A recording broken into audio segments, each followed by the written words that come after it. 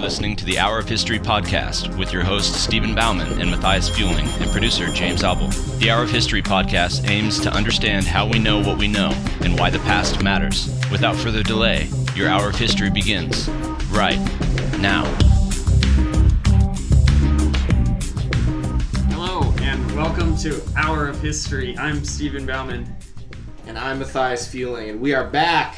We're back after a nice long break, and a bunch of stuff has happened in the world, and we're ready to talk about it, I guess. I know. Every week we're bringing you fresh, hot podcast takes on global events with a nice history twist to it. And they're hot, so you got to listen. I know. They're scorching. Available on Google Play, iTunes, hourofhistory.com, and just about every other mobile source of media to get a podcast. You can listen to us, and we're going to be recording every single week of this semester. So please listen along, and please subscribe when you check those out. We're also on YouTube. Oh man, we have all our bases covered. Yes. We are not fake news, BT dubs. In fact, Mathias, just the other day, I was lifting weights at Temple's Fine Gym. I had my cell phone in my pocket, and I thought, I want to listen to myself. No, I didn't think that. I said, I wonder what we sound like. So I got in on TuneIn FM. Have you had that? It's a pretty good app where you can listen to a variety of podcasts and radio stations. And I searched Hour of History, and there we were. Woo! That's awesome. It's always strange to listen to yourself. I know. But we're hitting the big time here, ladies and gentlemen. But all sort of self-aggrandizing aside. Mm-hmm. Some crazy events have been happening in Iran in the last few weeks. Yeah. And it's kind of strange because it got so big for right around New Year's. Everyone was talking about Iran. It was trending on Twitter, and it was a huge thing. And now here we are, 20 days into January, and we're sort of... Iran is nowhere to be found on Twitter. You know, the frenetic news cycle has sort of left Iran out, and it's been forgotten. But it's an important issue, and it hasn't gone away. And we're going to talk about it now. Mathias and I are by no means experts on Iran, but we show that you can kind of look into these issues and make educated decisions and thoughts about them. I mean, I've read a few books on Iran. I did projects on Iran in high school. But so I think the question we want to kind of figure out is what's going on in Iran? Why are there these protests? What's happening there? Largely because in the American media, particularly in the American sort of right-wing establishment, Iran is kind of the big boogeyman, what is it, George Bush's axis of evil, the Iranian hostage crisis, the Iran-Iraq war, particularly now, all these claims that if Iran gets nuclear weapons, it's like World War III, and then of course Donald Trump harping on how terrible this quote-unquote the deal with Iran is, but no one really seems to know what the deal actually was. And so it seems like a messy thing, and then all these protests are happening, and everyone has their own stance on it. But I think the best way to understand what's happening is obviously history. Oh, history is the best. So Steve, what do you know about Iran? Let's just sort of let's figure out baseline knowledge. Well, here. So of course, the first thing I do whenever I'm trying to study a country is go straight to Wikipedia. And I find out that Iran has 81 million people. It's the 17th largest land country, and it's the 18th largest by population. So we're dealing with a significant country. Big. Right away, not to mention, and that's not even historical, right? That's just numbers. And Iran also has a huge history, known more commonly in ancient literature as Persia. Mm-hmm. So we're dealing with a country that has a huge history, an enormous amount of people, a big land space. Yeah, and a fun fact, Iran is actually just what is Persian in sort of Farsi, which is quote-unquote the Persian language. So Persian is just sort of like the English or common way of saying, what they call themselves, which is Iran.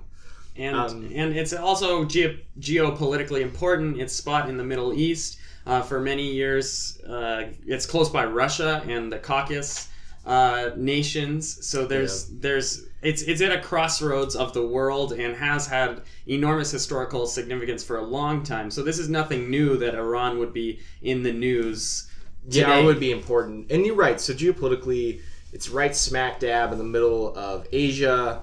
Anyone who wanted to go east or west in ancient times had to go through that part of the world. And if you look at ancient history, some of the very first, most powerful empires in the world were centered in Iran, right? The Persian Empire, the Achaemenids, Alexander the Great. You know, the Greeks are always fighting the Persians and the Persian Empire.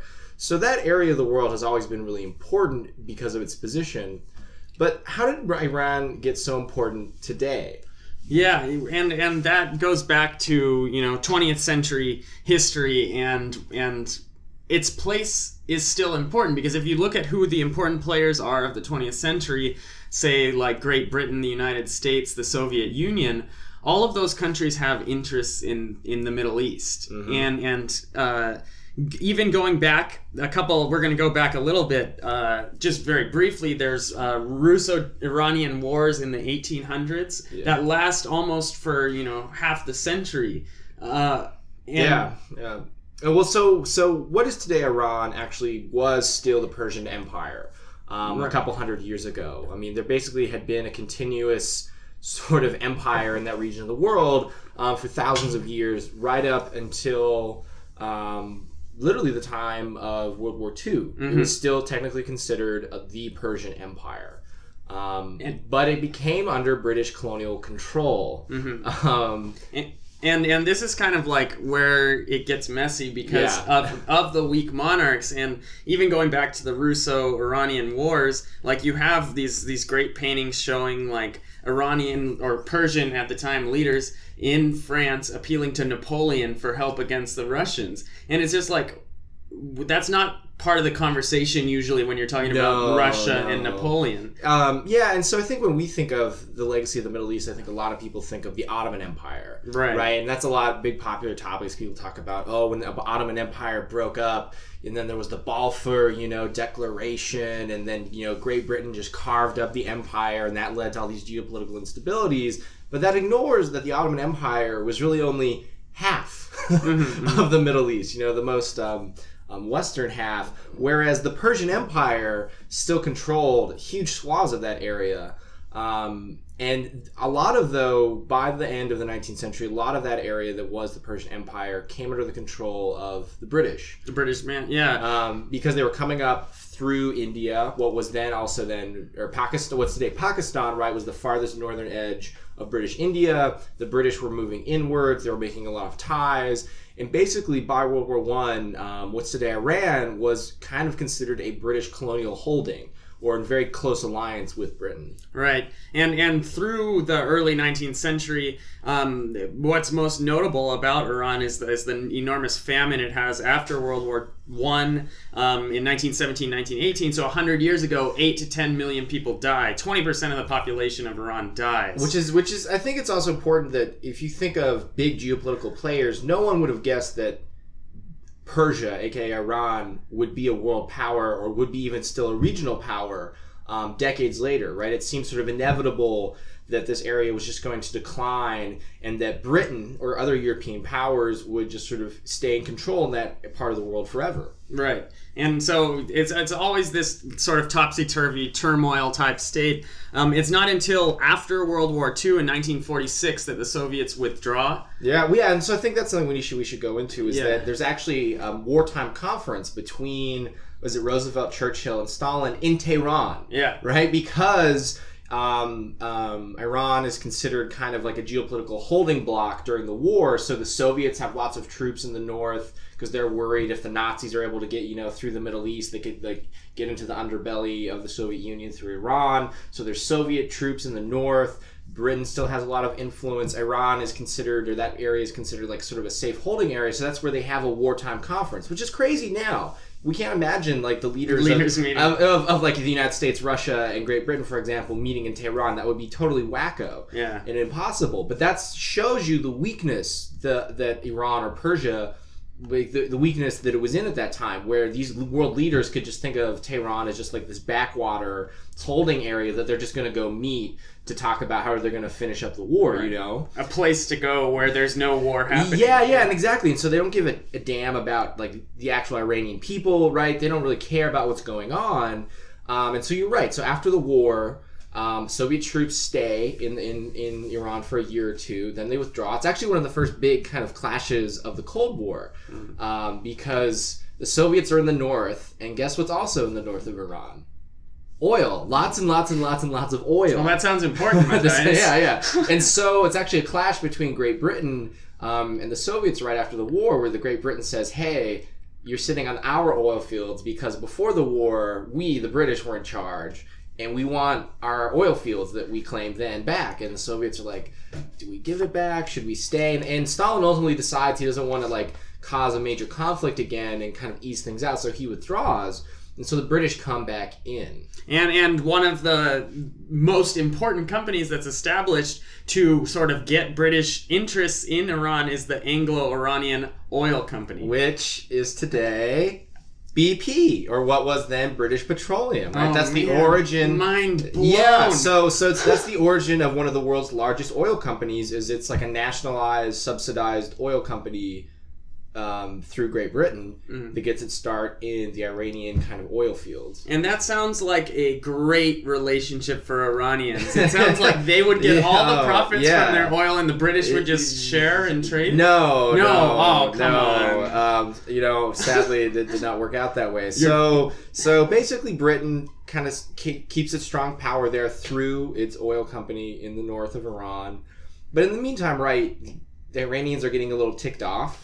Right, they've had like all these foreign troops occupying them. They've been mobilized for different things. Right, they've been under the Soviets and the British, and finally, the Iranians are saying, "Wait a second, we kind of want to do our own thing." Right, coincidentally, right, lots of people around the world at this time are saying, "Hey, European empires, maybe you can just leave us alone.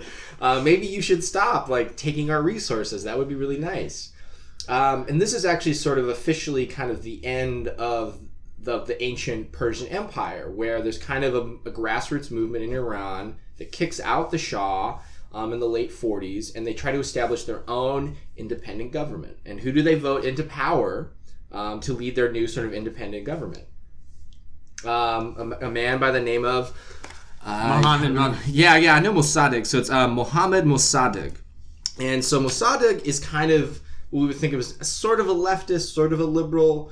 Right, he's a national reformer. He's secular. Right, I think it's something to keep in mind that we think of Iran. I think today we think of like really crazy religious politics, but at this time, religion wasn't the front and center of Iranian politics. It was trying to establish national independence from Britain and trying to actually get control of their oil, because they know that they need to get control of the oil that's in their land if they ever want to create revenue and actually have any kind of political independence.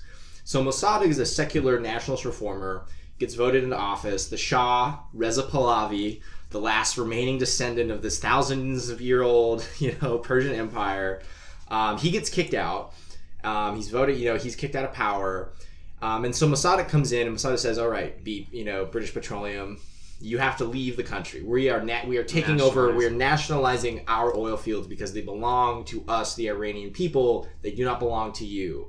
And he also starts creating a more left-wing government. He actually starts kind of opening up ties with the Soviet Union. Also, that would make sense geopolitically because the Soviet Union is right there. Sounds like a good customer for the new Iranian oil company. Yeah, and so then he can also sell oil. And so the Iranians are feeling pretty good at this point. This is like in the early 50s, right? They're feeling really good, right? They got their oil back. They're kind of getting their feet back. They're going to have like a secular government. They're going to sell their oil to the Soviet Union potentially. They're going to start exporting oil to other places, and they think things are going to be pretty rosy. Enter America. Enter America. Bull in a china shop. Yeah. So, also because this is the beginning of the Cold War, right? And so it's the question, and I'm going to put kind of like best intention version of this on American actions, then kind of contrast it with like worst intentions. Mm-hmm. Best intentions is, say you're like an American planner, right? Some general politician, and you're in DC and you're thinking like, holy crap, if the Iranians ally with the Soviet Union, the Soviets could move troops down into, Central Asia, right? They could take over, they could come into this whole area. Mm-hmm. And then if the Iranians start selling them oil, that's going to boost Soviet production, is going to boost the Soviet economy, right? That's really going to hurt us, America, in this Cold War. That's also going to position, right, at the same time this is happening, there's all the crazy politics are happening in India, Indian independence is being established, right? And they're worried that if the Soviets create this alliance with Iran, then Soviet troops then could easily swing down into India, right? They could swing down into Iraq, which is also still nominally tied with Britain at this time. So Britain in the Cold War is also really freaked out by this because Britain, right, had all these huge colonial holdings in the Middle East. It's just barely starting to break up its old colonial empire.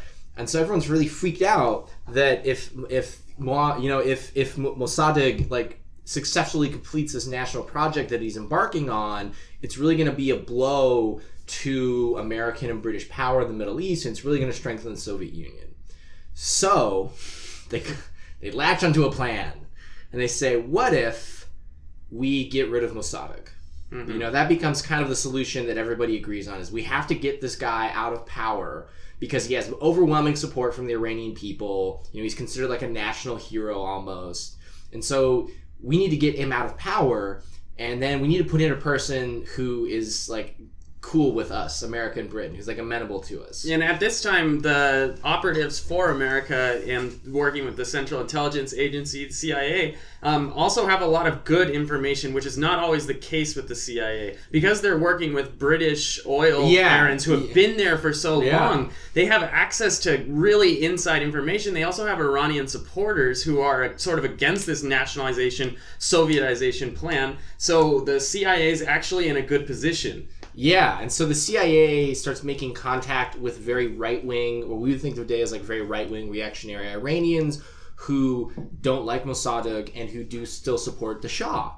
America also gets in contact with the Shah, who's in exile now, and they say, how would you like to come back to Iran and sort of be our friend if we put you back in power? And then they also make contacts with, you know, British oil companies, with BP, with the oil barons, like you were saying.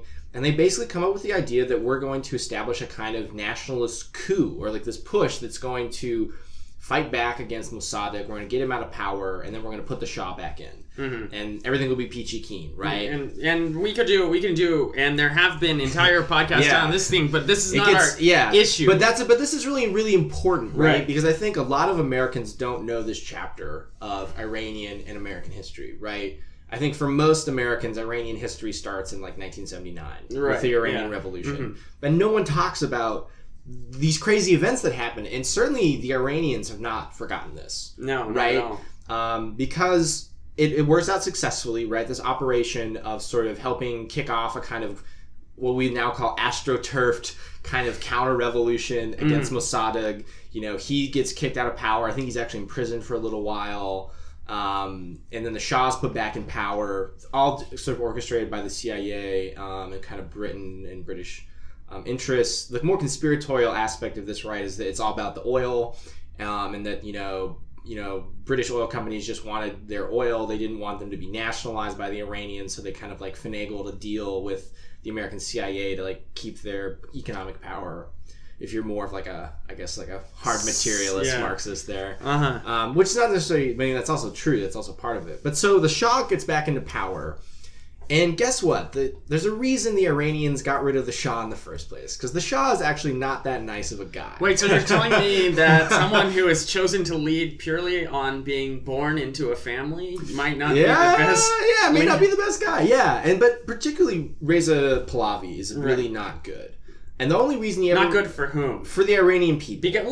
I mean, and you're talking generally, so at the time, there's people starving, people not having food, people who don't have jobs. So we're talking more like general perspective. There's people that are fabulously wealthy under the Shah, too.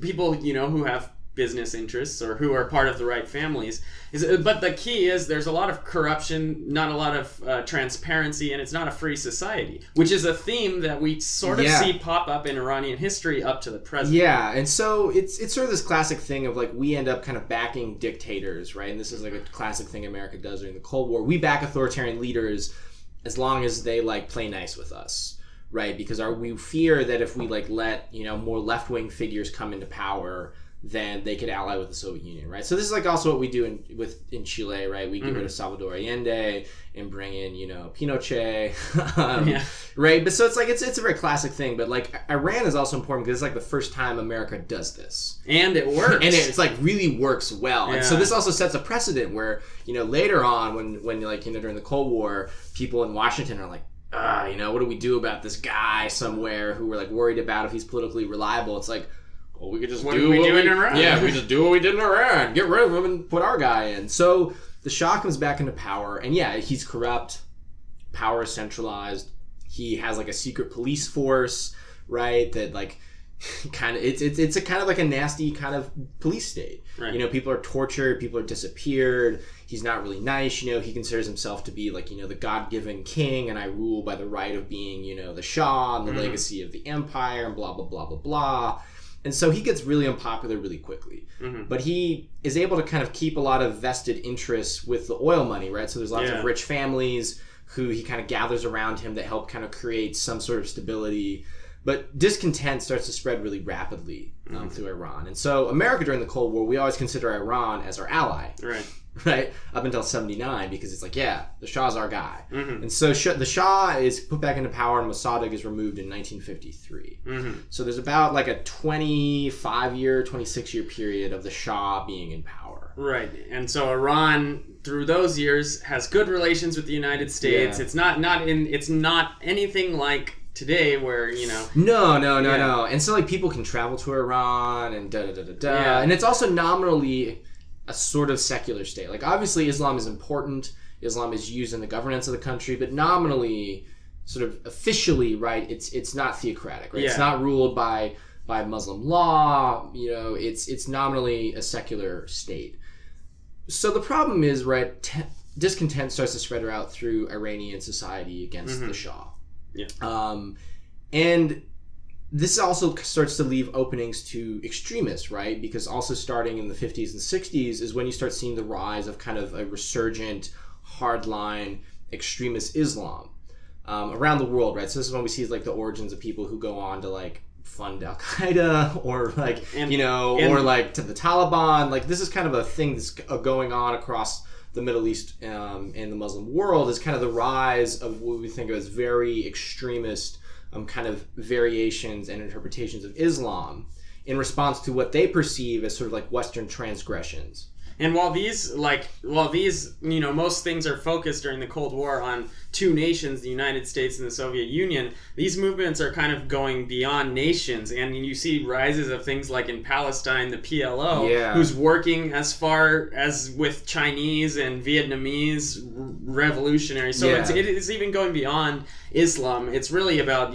taking and upturning the power structures and sort of, reimagining the Middle East and reimagining the leadership there. So again, we can't dwell too long on these things, but this is where the change of power happens with the Iranian Revolution. So the background to that is there's this guy by the name of Khameini, Ayatollah Khameini, and so he is a very popular religious figure in Iran. He is sort of a pioneering figure in this rise of a new kind of hardline extremist interpretation of Islam. And I think this is also where it's really important to point out is that Iran is a majority Shiite country. The Islam that is practiced in Iran is Shia Islam. It's not Sunni. And Shia Islam is actually overwhelmingly a minority. I think it's only like 10% of all practicing Muslims are considered Shia. Right, and that's because of really old splits. Right? We don't even. It's like that's kind of extraneous details, but it's important because Iran. That's also part of Iran's identity, sort of Persian identity, is that they practice a very specific form of Islam that's basically different from all other practice forms of Islam around the world. Right, Iran is the biggest Shia sort of concentrated area in the world. And so the Ayatollah Khameini is also Shia, but it's also important for our story later is that there's also a lot of Shia populations in what's Iraq, right next door, and so there's like this whole area kind of Iran and then sort of what we think of as Eastern Iraq that's predominantly Shia. And so the Ayatollah Khameini comes kind of into prominence by his preaching. Like he's really a fire and brimstone kind of preacher. He says, the Shah is corrupt, the Shah is evil, we live in like degenerate evil times.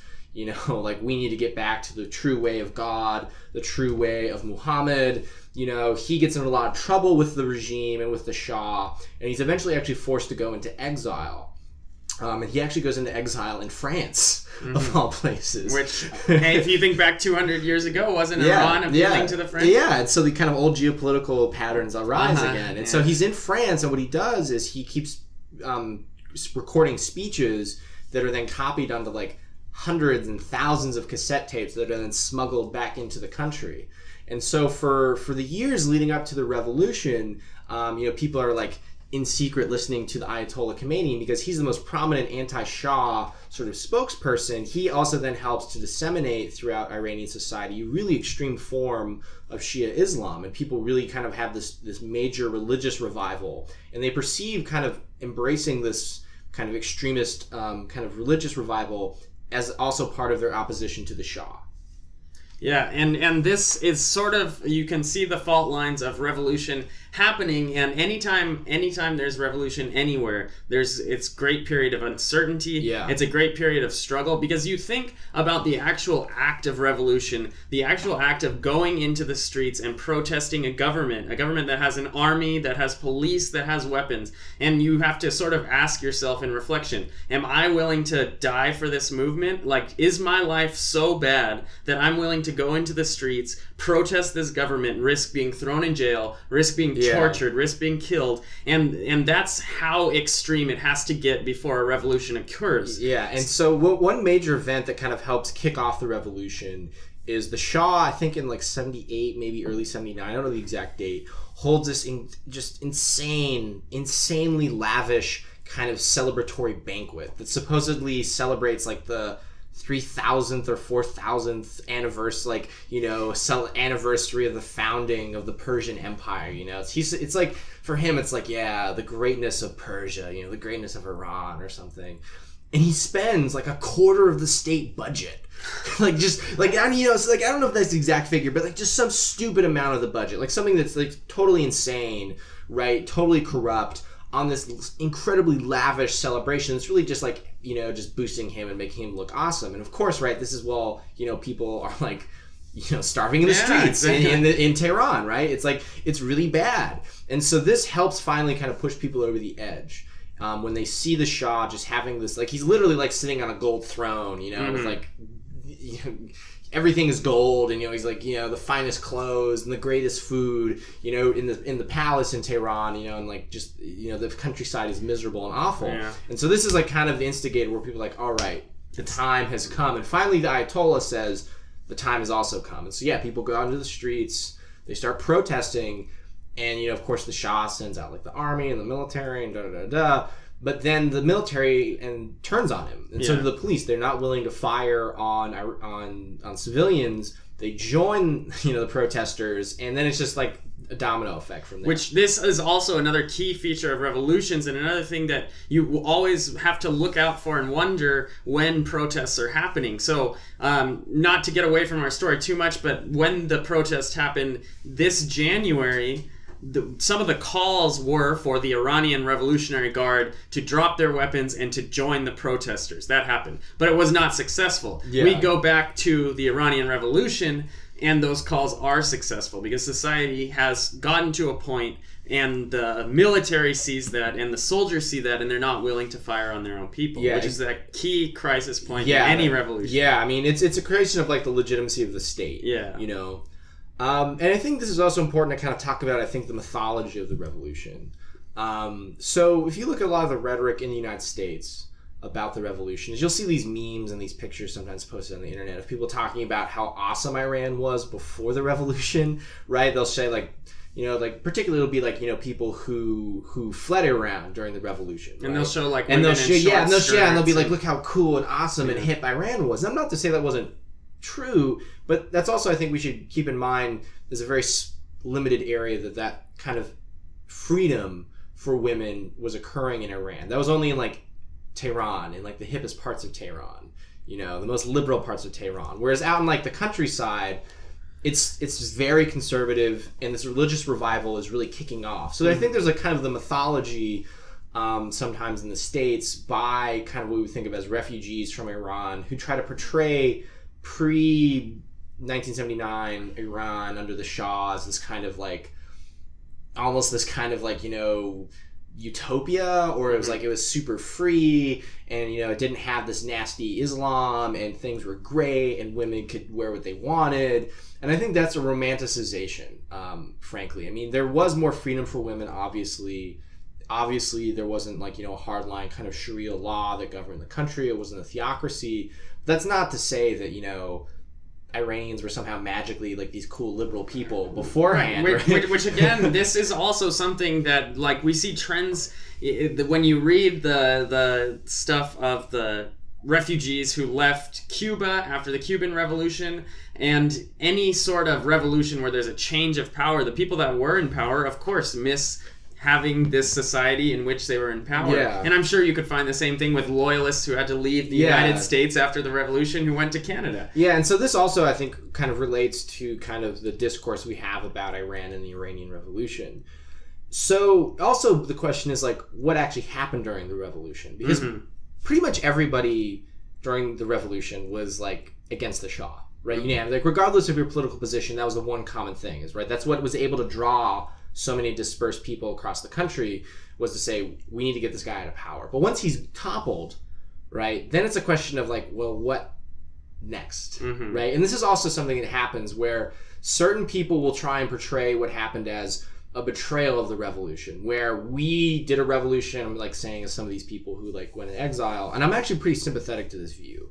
They say we had a revolution. It was very much strongly tinted with Islam, but it was also almost kind of like a social responsibility type thing. It was almost like kind of like liberation theology in South America. It was like saying like, there, of course, Islam was involved, Muslim activists were involved in the revolution, but it wasn't meant to establish a theocratic state. It was meant to get rid of the Shah because he's corrupt and evil, and then we wanted to establish a new kind of independent, secular state, maybe similar to something like Egypt or something, right? Even though that may not be the best example, but we wanted to use like, we were trying to establish that, and that revolution got hijacked by the Ayatollah. This is like also something people will say is like, because what happens after the revolution is the Ayatollah comes back from Paris. He comes back from his exile in triumph, right? To great applause. Yeah. There's like this famous incident where he gets off the airplane in Iran, and he's just this massive crowd, like tens if not hundreds of thousands of people cheering his name, chanting his name, singing his praises. And so for him, it's like seen as like, I've come back, and then he says, right, we must use this opportunity to establish, a state in line with like my, my teachings. And they do. And so I think it's sort of this dual play where some people will say it was a liberal revolution that was betrayed or that was hijacked by Muslim hardliners. And then, of course, other people will say it was always like, always meant to be a kind of like, religious revolution. Right. But either those sides is that it ends up where the Ayatollah comes back into power, or comes back to the country as the most prominent figure kind of in Iranian politics that was critical of the Shah. He has massive credibility. And so they start setting up a new state, and he's in charge, and they set up an officially theocratic government where they say, we're going to establish like a new, clean, virtuous religious state based on, Sharia law. And we're going to follow the teachings of Islam and Muhammad as interpreted by our religious leaders and by Khameini. And we're going to create kind of a state that's better than the Shah. And we're also going to cut ties with the evil and corrupt United States, because they supported the Shah. They put the Shah in power, right? They kicked out Mossadegh. We are going to forge our own path.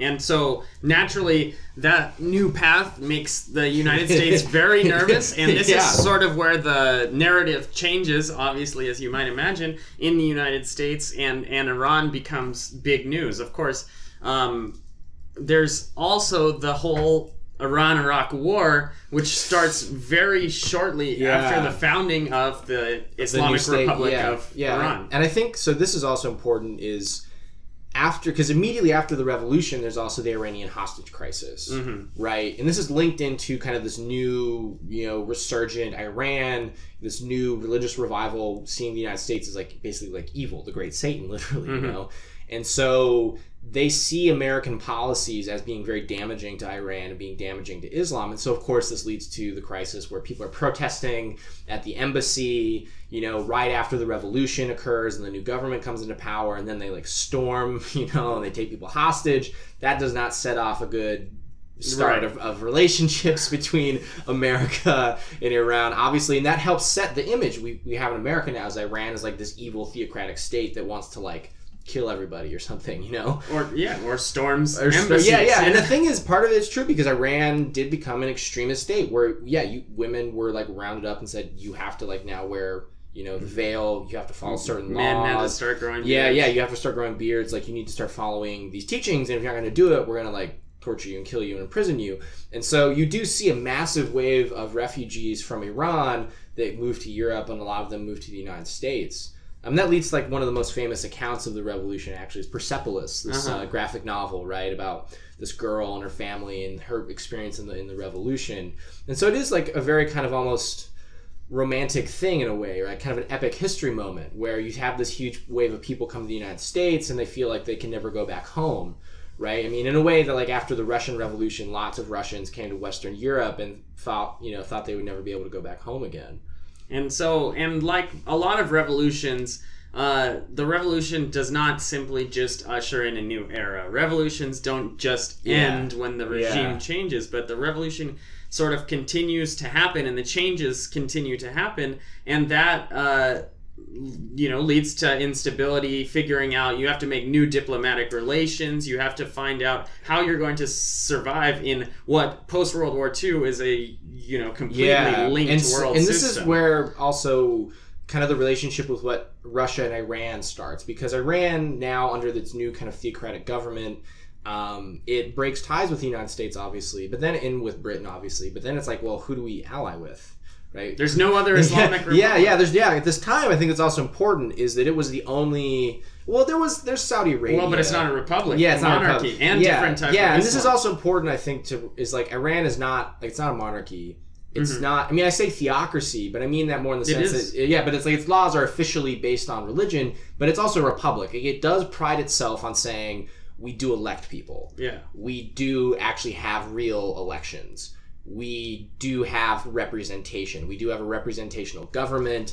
It is based on religious law, but it is it's not like and people, of course, then will say, right, well, that's not true because the Ayatollahs, right, can always just like wave their hand and say, I proclaim this, right? So there's a lot of controversies, like what is the actual political system in Iran? Is it just the Ayatollah says you do this, or is it more like it's actually a republic with the Ayatollah as kind of like the grand wise man that you consult every once in a while? But you're right, it is like the only like real republic in the whole area. Yeah. Everywhere else is either a military dictatorship or like a monarchy, right? Which is like bad. And so they're isolated, and anytime you get a nation into an isolated situation, it's just like there's going to be issues. Like you think of Bangladesh, another Islamic. And Bangladesh becomes independent in the 70s, but it's quite far removed from Iran geographically. Yeah. And different interests, both religiously. Bangladesh is not a theocracy. So it is it's just a republic. You don't have to be Islamic to But it helps. But it helps. But Bangladesh is so isolated. So you have these like isolated republics, but it's hard to form relationships. Bangladesh also not the most powerful nation. Yeah, and so also Iran doesn't really want to ally with Pakistan because Pakistan is right, it borders it on the south, but Afghanistan. So it's what, Afghanistan and then Pakistan, or is it totally? It's not just totally bordered by Iran, Afghanistan, Pakistan. Yeah, but so Pakistan does border Iran. Yeah. Share some in like kind of like the southern corner. So they don't want to ally with Pakistan because Pakistan is allied with the United States. Pakistan's also like nominally secular, right? It's kind of under a military-ish dictator-y It's getting thing. More Islamic by the day. But at the time, it was still sort of kind of like secular kind of military rule. It had not, yeah. Yeah, and then Afghanistan is just a mess. Right. And we'll talk about that later, right? But it's going to get messier. To your direct, this is Iran speaking, to your direct west, you have a lovely man by the name of Saddam Hussein. Who is proclaiming a very different type of Islam. Yeah, and who's also nominally like a secular military dictator. Yeah. And then you have Saudi Arabia, but the thing is Saudi Arabia is a monarchy, and they're Sunni, and they don't like Shias, and also Iran is Shia, and they don't really like Sunnis too much. And now is a good time to go back to the size and population of Iran. And now this is a country that not only has size and population, but it also has shown that the people there are willing to die for something they believe in. Yeah, and so the Iranian Revolution really screws up the whole power dynamic in the Middle East, right? Where it's like huge country, huge resources, really mobilized population, really new centralized effective government. And so the United States is obviously like losing its mind. Mm-hmm. Because it doesn't know what to do, right? Because the whole point that what the United States has been trying to do in the Middle East is try to create like new secular states, and that project is like just collapsing in front of their eyes. Mm-hmm. And so Iran looks to the Soviet Union to say like they don't become like best buddies, right? They don't become like bosom brothers or something, but they kind of establish like some sort of relationship where it's like, hey, like we are a theocratic republic.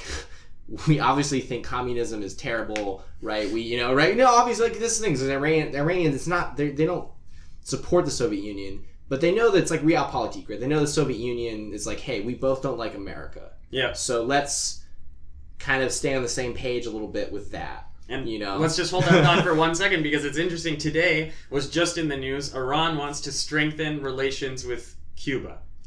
And it's because Cuba does... Yeah, it's the same thing. And so you start to see the rise of kind of this movement of different governments that you wouldn't think would have anything in common except that they don't like the United States. And the United States is not like them. And so they kind of form this like... They're like, we have to get along. They form almost this kind of like losers club. Yeah. Like, I mean, I don't want to say it a little bit, but it's like the kids who are like the kids in the back of the room, right? Who are kind of like they're not the cool popular kid, and they've just like broken relationships. And so they're like, we would never hang out with each other, but we have to like stay together, Yeah. Otherwise we're gonna like get destroyed by the bullies in the front of the room or something. But so what happens then is the United States has to figure out like how the hell do we deal with this new Iranian state? Like what do we actually do? Yeah.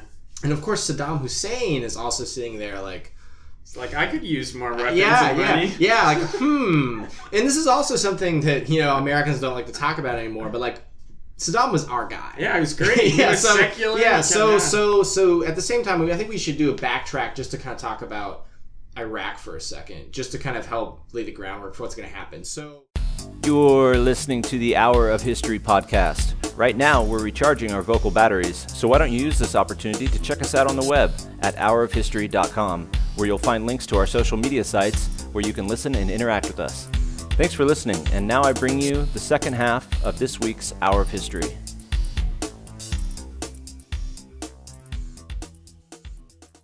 It's going to get crazy, but it's complicated. You have to do this. So real quickly, Iraq had also been kind of a British colonial holding for a while. They were also trying to establish kind of an independent state. There was a military kind of coup. They took part in what was called the Ba'athist movement or the Ba'athist Party, which is kind of also in Syria. Also in Syria, right? Which is okay. We can't talk about that. But so in Iraq, right? And so Saddam is a Ba'athist. He brings these Ba'athists to power, and they're like kind of secular, dictatorial nationalists in a way. They push back against religion, right? They don't support theocracy. They don't support Muslim law. They want to establish like a secular state. And then of course under Saddam, it just becomes a military, one-man dictatorship. Which we were cool with. Because it created stability, and he was our guy, and he gave us oil, and he like messed with the Soviets, and we were like, great, man, that works. Keep doing what you're doing, And again, it's also this kind of realpolitik where it's like we don't really like this guy, but he's against the Soviet Union, so that'll work. Yeah. It'll work. And so after the Iranian Revolution, Saddam is like, I don't like Iran. He's like, they're this nasty military people, or these like nasty theocratic guys. They could screw up my beautiful, dictatorial playground of secular rule. Also, Saddam freaks out because Iran is Shia, as was important earlier to say, Iraq has a big Shia population in its eastern border region. And they're also very mobilized. And so Saddam starts to kind of worry, where he's like, is Iran going to try and take like my land in the east? And then the United States is kind of egging him on, like, hey, we will help you. We will give you, basically it's like through the CIA, they say, we're going to give you money and weapons if you like start causing problems with Iran. We want you to kind of like egg Iran on, and we'll help you do that. And if you win some land from them, you can have it, right? We kind of tell them that, like, kind of, it's all hush hush, da da da. And then of course Saddam starts claiming that actually territories in the western area of Iran are actually part of Iraq, you know, because there's also slight border shifts with the revolution. And so he says, actually, that's my land. And so he invades Iran in the early 80s. And this 1980, leads, 1980. And this leads to the horrifically bloody and brutal Iran-Iraq war. Which lasts for up until 88. It lasts almost a decade. It lasts almost a decade. Like, millions of people die, which is something to talk about. Like, millions of people die. And to think about it, in Iran, right, you've just had this revolution, you just had this new government, and then you have to go to war, like, immediately afterwards. And also think about 1980, you know, when the war finishes, 1988, not being so far down the road. So you have people who have fought and died and lost brothers in this war who are now having to, you know, come to terms with the protesters who are trying to overthrow the government that they fought for. Yeah, exactly. And so, like, imagine if you're like, say you're like a teenager in like 79, like you're 16, 17, right? Yeah. And like you hate the Shah, you like embrace Islam, you know, and then like 2 years later, it's like, oh God, I get drafted and I have to go fight, you know, the Iraqis. Also, keep in mind, we're funneling weapons and money to Saddam the whole time. Yeah. Also, under Reagan, we also do this thing where this little thing called the Iran-Contra situation, where we sell weapons to Iran because Iran is also desperate for material, right? And we say, like, hey, we will also help you out, right? We basically play the two sides off each other. And then we take the money from those weapons, and then from those weapon sales to Iran, and then we give them to like right-wing, like national death squads in Central and South America. And people think times now are crazy. Yeah, no, that's some crazy. That's some really crazy stuff. So like we could say we won the Cold War by like screwing up the rest of the world. Yeah. But so the Iran-Iraq war is, I think, just brutal and bloody, right? I think we have to emphasize this to like really get in the mind of like, as an Iranian, what that means. War. It's a long war. Millions of people die. I think like tens of millions of people die ultimately. Yeah.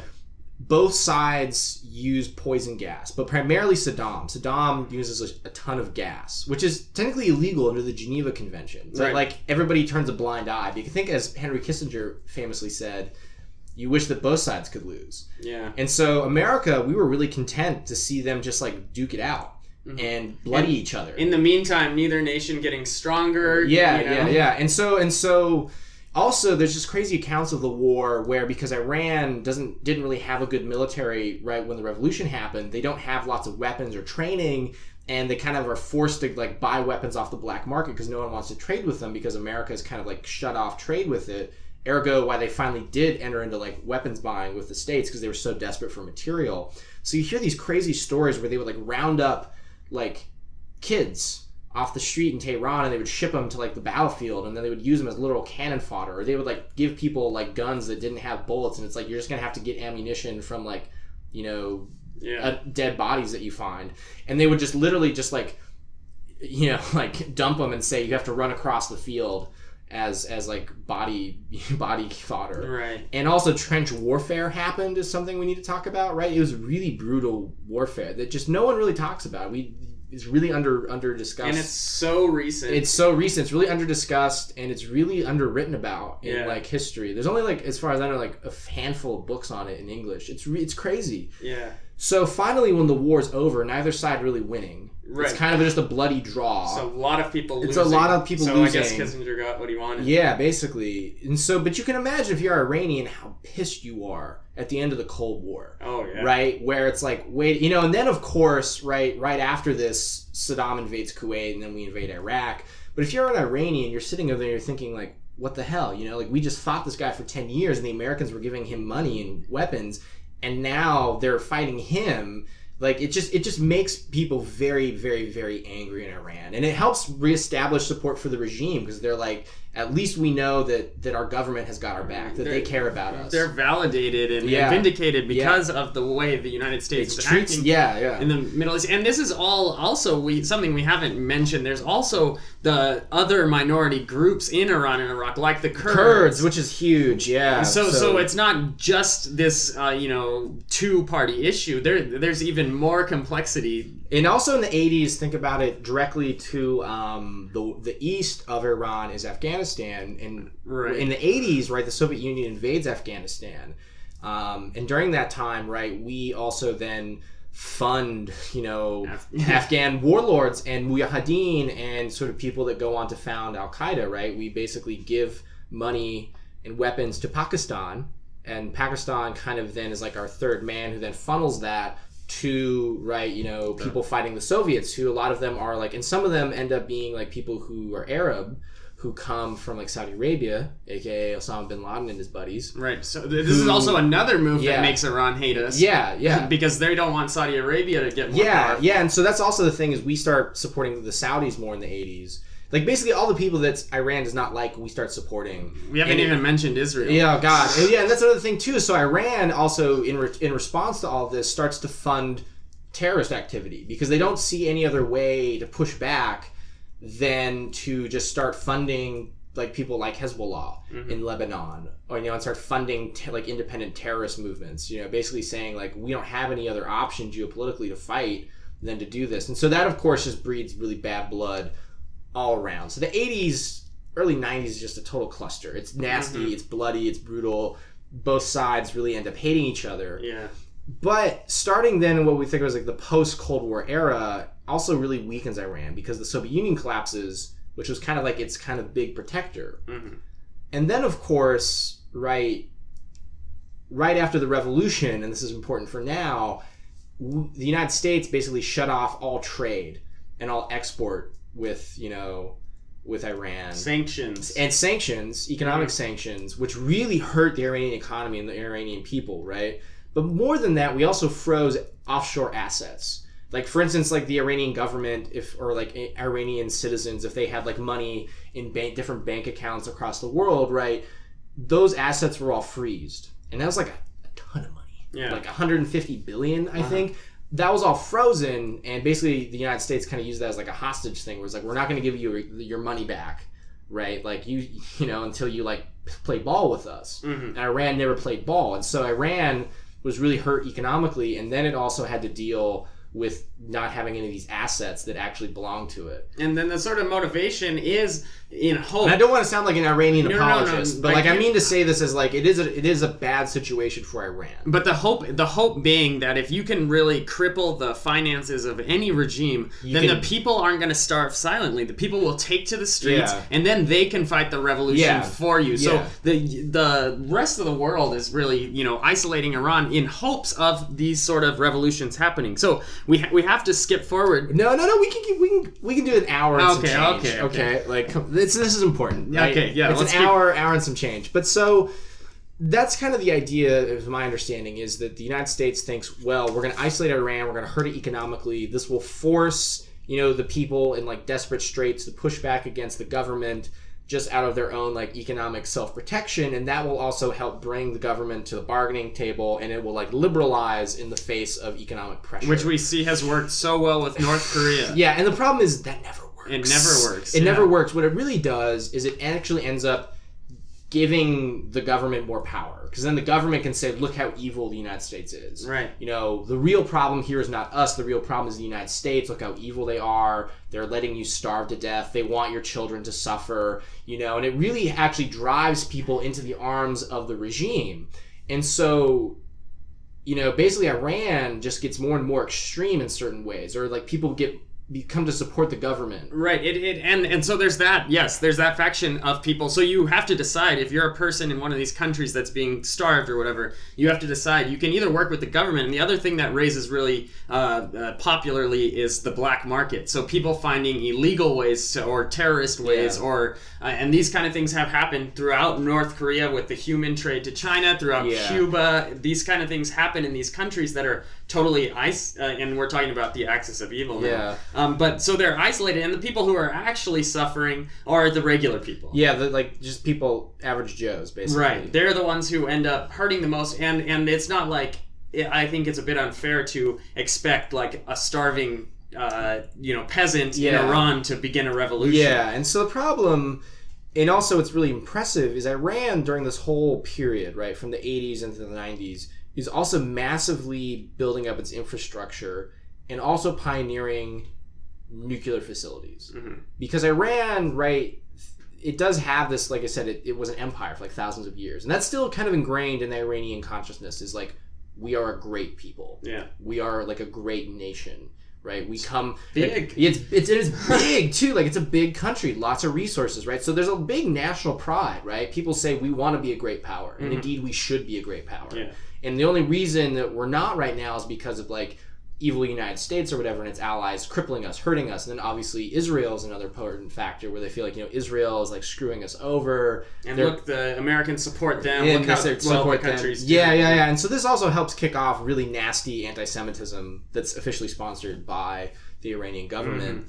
But so at the same time all this is going on, Iran starts to build nuclear facilities because they want to be a great power. And basically in the modern world, if you want to be a truly great power, you need nuclear facilities. Also, though, energy reasons, right? Yeah, well, countries they work with. So one country that's sort of kept a relationship of some sort with Iran is France. And France has used nuclear energy for a very long time. And so France starts to send to Iran help and aid and technicians and plans to help build nuclear facilities. Yeah. Because Iran, right, does have huge oil reserves, but it can't, like, sell them because it's been the sanctions, right? And so it's one big kind of thing, it's big economic kind of like, trump card or ace in the hole they can't use. And so a solution to that is, well, we are just going to use nuclear power. But the problem, right, is once you start building the facilities to have like a nuclear power plant, you can also make nuclear weapons. Mm-hmm. And this also is really frightening because Iran has a big chip on its shoulder. It's pretty pissed off. Very close to Israel. There's a lot of anti-Semitism in Iran. Yeah. Israel, I think, justifiably starts to freak out like, hey, if the Iranians get nuclear weapons, we have no guarantee that they're not going to nuke us. And Iran has used language like, we're going to wipe Israel off the map. Yeah, and they use that. And so also there's like fear in the United States. It's like, crap, if we get like another nuclear power like next to Pakistan, who knows what could happen. People start really freaking out about what's going to happen to Iran if they get nuclear weapons. But at the same time, no one wants to ease the sanctions on Iran that could allow them to start using their oil for energy and start selling it, right? And so it's kind of this like rock and a hard place for the international community in the United States, right? Where the United States doesn't want Iran to have nuclear stuff, but it won't ease up on the sanctions at all. And so it becomes this really damned if you do thing. And so the whole time this is happening, right, Iran is working hard to get nuclear power and nuclear weapons. They're building facilities, and it really starts to bring things to like a crisis point. Right. And meanwhile, the whole Middle East at the same time has its own unique problems in each. Like just everywhere has its own unique problems. So while Iran doesn't have good relations with the United States and has this sort of like international pariah status, it goes through the 90s, it goes through the thousands, and it survives. The regime doesn't collapse. No, it doesn't collapse. And the thing is, I think in a way, all these events have actually shown in some ways kind of the stability of Iran. Right. But so the crazy thing that happens also is we start supporting the Saudis. And the Saudis are obviously very anti-Iran geopolitically, but also because Iran has big oil reserves. And they know that if the sanctions are ever lifted, Saudi Arabia will be a direct competitor with Iran for oil. Yeah, I was just reading an article that was arguing that the real Cold War that's happening right now is in the Middle East, and it's happening between the Saudis and the Iranians and the nations that they support. And also because, and this is something that's I think we have to talk about through the Iraq War. So after we invade Iraq in 2003, we topple Saddam, right? In our hubris, we thought,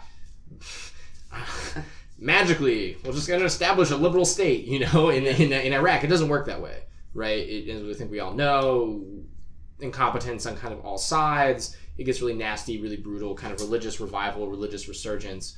But it also means that in the eastern part of Iraq, you start to see a lot of mobilization among the Kurds. Among the Kurds, but also among the Shia population. And guess what? Right, Iran is a Shia state, and it starts to make claims that we need to protect our fellow Shiites. Mm-hmm. Right, we have a religious duty to protect them. Yeah. And so, with kind of the collapse of state stability during the Iraq War, actually helps kind of boost Iran's power. It starts to fund militias and religious Shia groups in Iraq. Some of these groups who fight ISIS. Because ISIS, remember, so we're getting ahead of ourselves, right? And so, like, in a way, the Iraq War actually helps boost Iran's power in the region because it removes its regional kind of enemy, Saddam, who kind of was a check on the western border of Iran. Now, though, Iran has like total support among the Shias in Iraq, and especially the Shias in what was the eastern chunk of Iraq. So basically, the real border with Iran, kind of like Iran's border, actually de facto, if not officially, expands. into the Shia region of Iraq. And then, of course, you start to see the rise of what becomes ISIS, right? Islamic State, which is like an incredibly virulent Sunni religious, kind of movement. The thing is, right, Sunnis don't like Shias, and the ISIS particularly, well, not necessarily, right, but like ISIS is really predicated on Shias are heretics and they need to die. We need to kill them. And so, you see in a weird way, Iran becomes one of the biggest supporters of people fighting ISIS. So you have groups like these Iranian-supported Shia militias fighting alongside Kurdish who are in northern Iraq. Who are sometimes given money and weapons and training by the United States. But the Kurds also do not necessarily like Iran because there's Kurds living in Iran. And the Kurds want their own independent state. But to do that, they would need to take chunks of northern Iraq, Turkey and Iran. And so at the time, but they come together to defeat ISIS, which is the most imminent threat. But you can see the writing on the wall for future conflict. It's not going to magically go away, especially after all these groups become trained at fighting. They have weapons, and they've recently fought. And then also the whole thing in Syria is a fiasco, right? Where Iran is now really starting to flex its muscle in supporting different movements across the Middle East and militias. At the same time that Saudi Arabia is also flexing its muscle and funding people. And so when a lot of these regimes kind of started to fall in what is now called the Arab Spring, Saudi Arabia and Iran both saw a chance to sort of control the protesters. So in the same way the United States was trying to foment these rebellions, these challenges to the governments they didn't like, Saudi Arabia and Iran both saw an opportunity to influence these protest movements across North Africa, like Tunisia and Egypt. And so this is where the sort of Middle East Cold War is happening, where Saudi Arabia is pumping money into organizations that it supports. Iran is supporting organizations that it supports, both in hopes that they can sort of have more states to get along with them. So if Iran can establish a government that's favorable to Iran. And the thing is also, both do not like Israel. Right. And so Israel at the same time is like pushing back against both.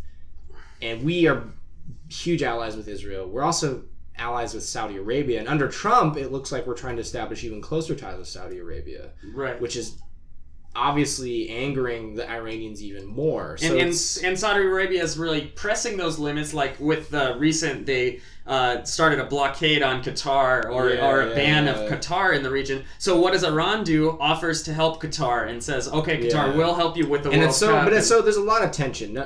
First, it's also like, it's just geopolitical. Mm-hmm. Second, it's economic with oil. Third, it's religious, right? Iran is Shia. Everywhere around the area is Sunni for the most part. That can easily turn into like religious radicalization, where you have death squads and militias on both sides, like Sunnis killing Shias, Shias killing Sunnis. And that was largely what happened in Iraq during the insurgencies. Is like, we're trying to like create a democratic state, whereas both of these religious groups are fighting each other, and they're fighting us at the same time. Right. And then the Kurds in the north. But then it's also, I think this is also something that isn't talked about too much, but should be, is ethnic differences. Because Iranians are not Arabs, right? They're Iranians. They're Persians. They're like their own ethnic group. They're not Arab. right? They speak Persian. They don't speak Arabic. They speak their own language, which uses the Arabic alphabet with like some variations. That's because after, Muslims' invasions of the Persian Empire, right? But they have their own language. They don't speak Arabic. They're not Arab, right?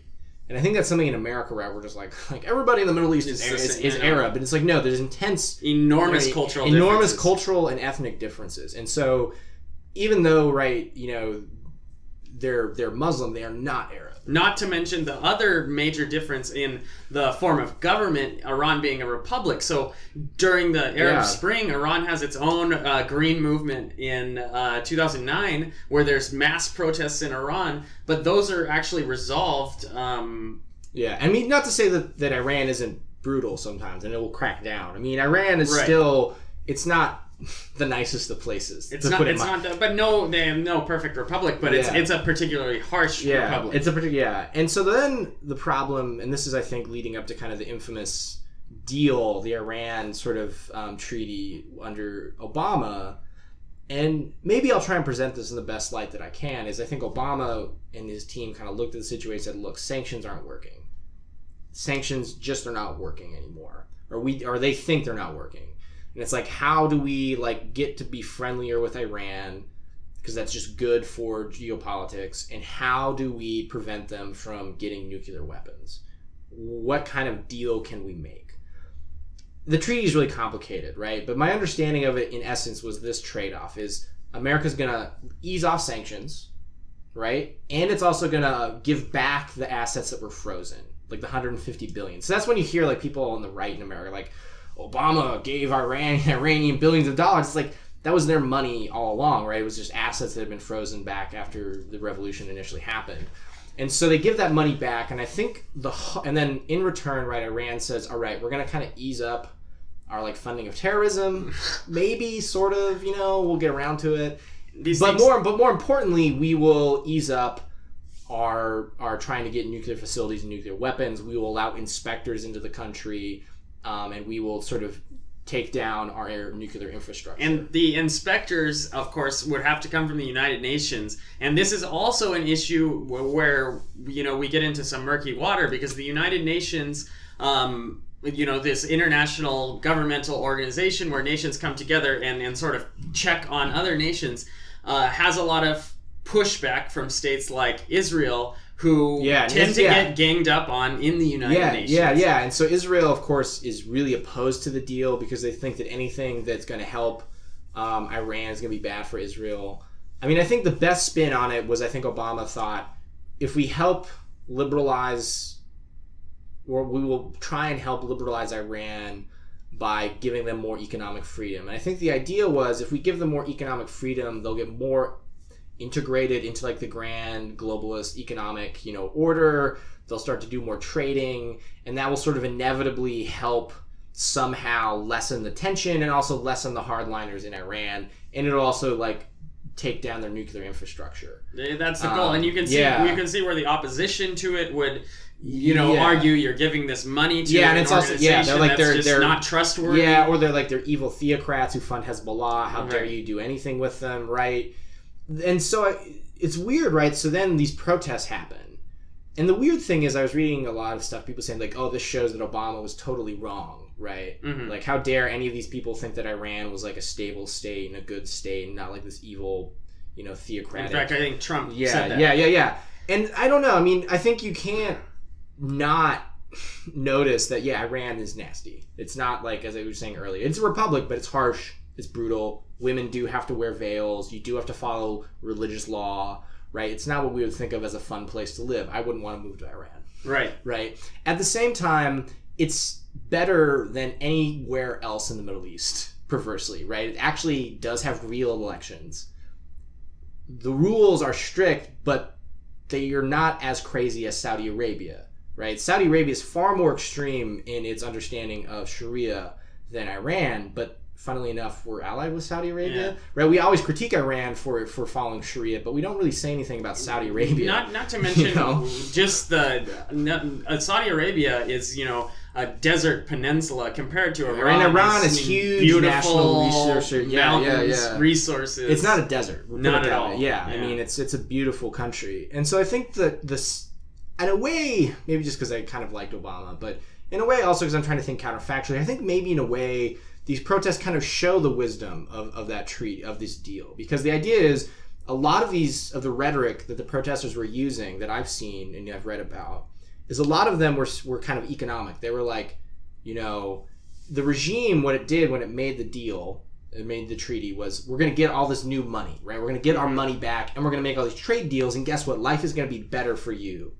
Iranian citizens, right? We are going to boost the economy and life will be better for you. Because a lot of Iranians were getting pretty angry, right? Because they were like, we're spending all of our money and time building this nuclear infrastructure, building our army, and funding all these like militias and terrorist groups, but we're like having a hard time. Like, can we just? It's almost in a weird way parallel to like Americans, where it's like, we need to get out of the wars in the Middle East and just focus on Americans, you know? And it's like Iranians were saying the same thing. Like, Iran should stop doing all its crazy geopolitical stuff and just focus on the country. Right. And so the Iranian, government kind of struck this informal deal with its own citizens, saying, like, once we make this deal with the United States and the UN, we're going to get all this capital, we're going to trade a lot, and things are going to get better. So the current regime elected into office was really a validation of the ruling party in Iran. Yeah, but the thing is, a lot of these protesters are saying the economy isn't getting better. Mm-hmm. You said it was going to get better, and it's not getting better. Right. And that's kind of what I think maybe Obama hoped would happen, is like, you try and like liberalize the regime, and it's like, I think it's something Tocqueville said, like,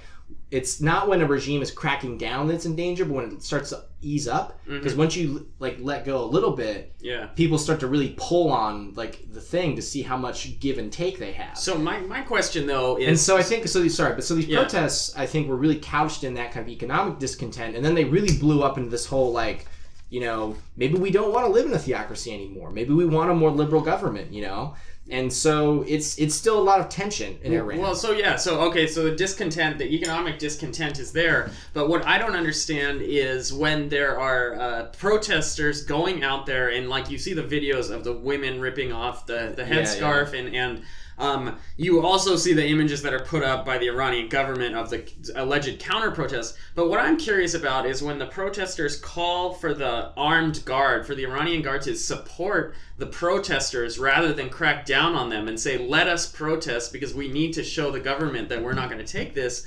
Why still did the police and the military go against the protesters? Is it that good for the police and the military in Iran that they're not ready to support a revolution?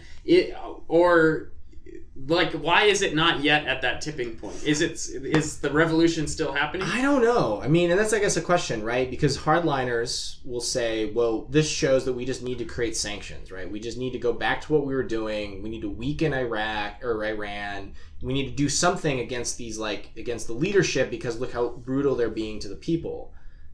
Personally, I think that's just going to be same old, and that's just going to boost the government's power, right? But at the same time, I don't think you want to treat Iran like it's like France or something, like it's some nice liberal state, And so I don't know. And then also the question of what's happening in Iran in terms of its own power balance is you have a huge young population. I think Iran is like a mass, like demographically, its population is really skewed towards like 30 and under. So that's also a question is like, what's going to happen to these people, because they've been raised with a lot of Western stuff. So here's and this is interesting in reaction to the protests. So the protests, going strong through the first week of January, they sort of taper out because a lot of people get arrested, and this is the government's reaction. They ban English in primary schools. There's internet crackdown, internet crackdown. Instagram was blocked during the protests, but is now re-available. And Twitter is offline. Yeah, but also I think Iran has one of the most intense internet controls. Internet controls, but also internet networks, right? Like people use the internet a lot. Absolutely, in Iran. Like it's not like it's some backwater. Like they are very much linked into the internet because it's a developed nation. Yeah, and I think that's also the point. Is it is a developed nation. It's not. It's not what Mr. Trump would call an S-hole nation, right, or something like that. It is developed.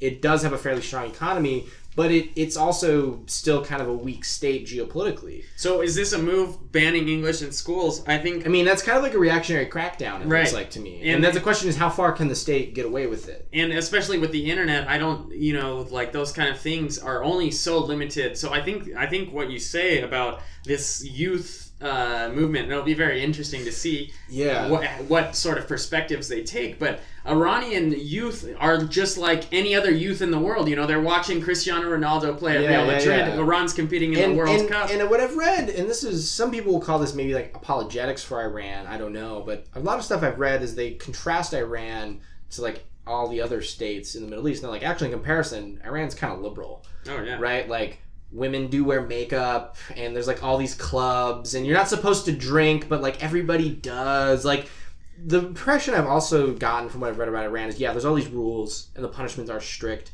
but there's a huge culture and kind of almost like a dual economy or a dual society where like nobody follows the rules, or you like give them token recognition and then you just do whatever the hell you want. Right. And so that to me doesn't sound like a total dictatorial, totalitarian, theocratic state. It sounds like a state that is sort of in tension, Yeah.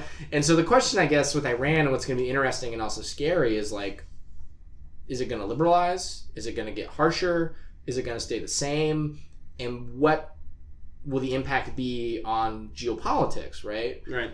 We'll see. Because I think the worst thing would be for Trump to crack down. Right. And because I think Iran would be really angry. I think Iranian people would be really angry. And I think Iran would probably see it have no choice left but to go back to building nukes. Right. And I think, though, I think there's also a responsibility for the Western journalists to not just cover Iran in a negative light and when they're protesting. Like, so the coverage has faded away after the protests. It almost disappeared. Iran's pretty much off the map again. Yeah. But the people who protested have been released from prison. So there's people out there who were willing to protest who somehow got out, they have these stories. And I'm not saying like a Western reporter can go to Iran and ask them, but these people are putting their stories out there on the internet. That kind of thing exists, and they're communicating with Iranians in America. Yeah. And the fact that the news coverage kind of like, it's yesterday's news already. We're looking at North Korea and what they're doing with South Korea. Again, that's more interesting to us because it's more violent, it's more volatile. Yeah. And that's a real shame, because I think the news has a power here to really show what Iran actually is and sort of break down the American misconceptions about Iran, which are doing no one any good. Yeah, and I think it's interesting too, though, if you talk to Iranians that have come to the United States. Oh yeah. But also the problem is right now, because of Trump's immigration order, Iranians, I think, they're one of the countries. Yeah, which is crazy. So it's really weird, right? Where you see all these like right wing folks who are like the poor Iranian people, and we need to do this like revolution. But it's like at the same time, it's like, well then. But you're not letting any of them into the country. It's sort of, I don't know. To my mind, with that kind of policy, it seems like crocodile tears. It's like, oh, these noble, heroic protesters, but we don't want any of them coming into the United States. And it's another one of those policies that plays right into the hands of the ruling regime in Iran. They can say, look, we're one of 7 countries or whatever who's banned from the United States. Yeah. They're not treating us fairly. But at the same time, we should also keep in mind, Iran still is funding terrorism. And so it's like, so it's tough. It's a really complex situation. But I know I've met some Iranians here in the States, and overwhelmingly they were not fans of the government. They were really opposed. One Iranian couple I knew in Utah, they were like, we came to get away from like the theocracy. Like we came to the States to get away from that, and then they were like bummed they moved to Utah because it's all Mormons, and they were like, and we're surrounded by religion again. These Mormons are everywhere. But so I think also there's this tension where there is discontent with the government among the Iranian people. And so and so we'll have to see. We'll have to keep paying attention. So despite the fact that it's not in the paper every day, it's my endorsement, and I think Matthias would agree with me, that you should keep an eye on Iran. It's important. It's a very whatever happens to Iran in the future is going to have huge implications for global stability and also for us in the United States, for sure. Because also the question is, if Iran becomes closer to Russia right now, what's going to happen? And that's another thing. So one of the things during the protests is both Russia and China, when the UN, Nikki Haley took the Iranian protests to the UN, Nikki Haley, the U.S. ambassador to the UN, she took the protests in Iran and said to the Security Council, what do we do? The people are rising up. And China and Russia both said, this is an internal issue. Iran needs to solve its own problem. But of course China and Russia would say that because they're both scared that the same thing's going to happen to them. Yep. Right? Because Russia had kind of a color protest happened in like 2011, 2012, 2013. Mm-hmm. That's terrifying to Putin and the Russian leadership, and also in China, right? They don't want Tiananmen Square across the country. So we see these kind of like unification of these very strong regimes that are afraid of losing power. Yeah, but we'll see what happens. Yep. But so you should all be aware that the situation in Iran is perhaps not as straightforward, but also, I think, more interesting than anyone might have thought initially. Awesome. So thank you so much for joining us. Please remember to download any podcast, subscribe to us, and we're going to be out with a new one every week. Thank you so much, and we'll catch you later on the Hour of History.